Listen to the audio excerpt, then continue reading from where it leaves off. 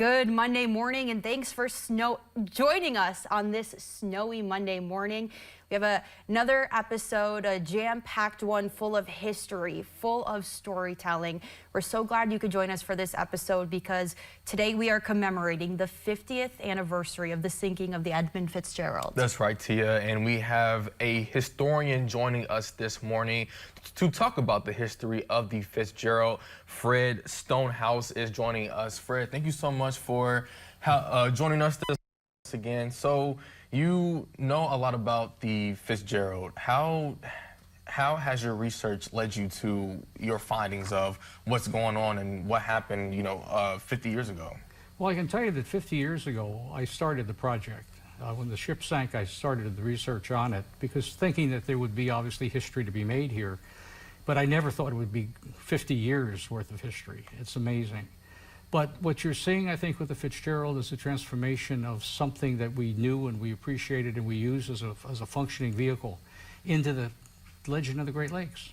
And really that was certainly driven in part by Gordon Lightfoot's wonderful song, his ballad of the Fitzgerald. And that song certainly helps the tale live on 50 years later, especially for people that maybe don't know too much about the history, the significance of Great Lakes shipping.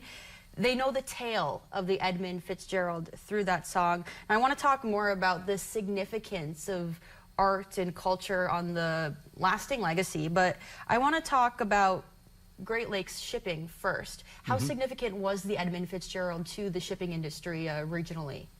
When the Fitzgerald was built in 1958, she was the pride of the line. She was the finest ship on the Great Lakes, also the biggest ship on the Great Lakes.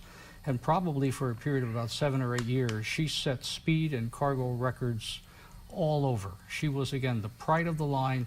If you were a sailor on the Great Lakes, you wanted to be on Fitzgerald. If you were the cook, you wanted to be the cook of the Fitzgerald. If you were the second mate, you wanted that job as second mate because she was A, so famous, B, such a wonderful ship to sail, and really the best example of American naval architecture for bulk carriers when she came out. I mean, yeah, she was the cream of the crop on Lake Superior. Absolutely. She used to play steam calliope recordings. Did you know that? I did not know that. Wow. When she went to little towns to unload, she would often put the 8-track cassette tape into the speaker system, and they would have all the steam calliope music, once in a while even treated with the captain with a comment.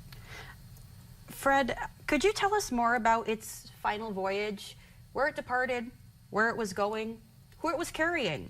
Sure. What was all on board? Well, 9 November, she departed Superior, Wisconsin, downbound for Zug Island on the Detroit River, carrying 27,300 tons of taconite pellets. Now, putting that into perspective, that's enough taconite to be able to make 7,500 American automobiles. Those are cars from the 1970s. They're real cars. They're not Yugos running around out here. But that was her typical cargo. It'd take her about 3 days to do that. She'd turn around, do it again. It'd be about 44 or 45 trips in a season. So it's pretty typical to be just going back and forth. Back and forth. Fred, what role did the sinking of the Edmund Fitzgerald have on safety regulations now for shipping? Well, the Fitz loss was really a huge, I wanted to say, well, let me backtrack off. The loss of the Edmund Fitzgerald was a remarkable event because it really caused the American shipping industry to look at best practices, what they should be doing, what they could be doing, how can we make these ships safer.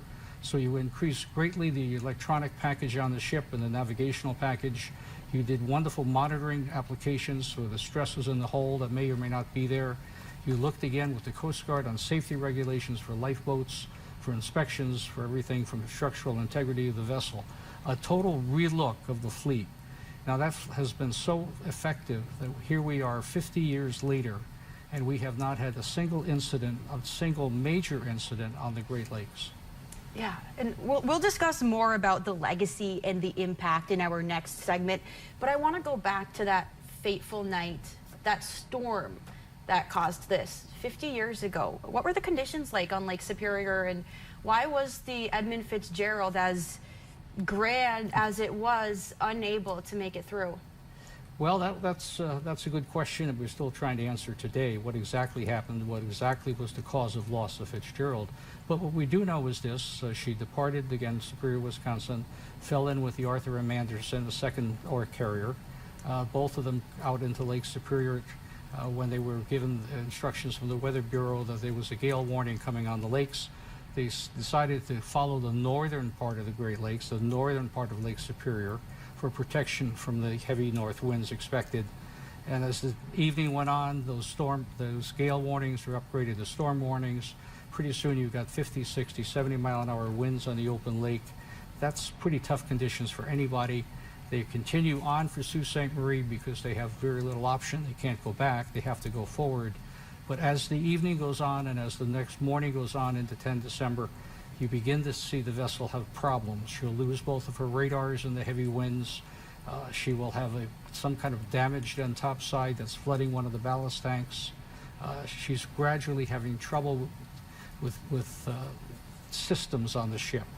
The Anderson is staying close to her and keeping her under watch of radar. Their radar is working. In the event they have another ship coming close, they can warn Fitzgerald that this fellow's coming up on your left side, be careful. And that would continue until 7:10 p.m. on the evening of 10 November 1975 when the Fitzgerald made the last radio call to Anderson, which reputedly is, "We are holding our own." And that was it. There was no more conversation with the Fitzgerald or even seeing her after that radio call.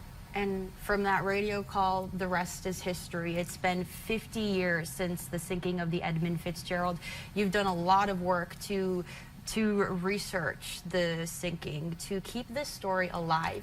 We do have to take a commercial break, but when we come back, we will continue commemorating this legacy. We will talk more about those conditions, the lasting impact of the wreck of the Edmund Fitzgerald. We'll be right back. Stay with us. Your morning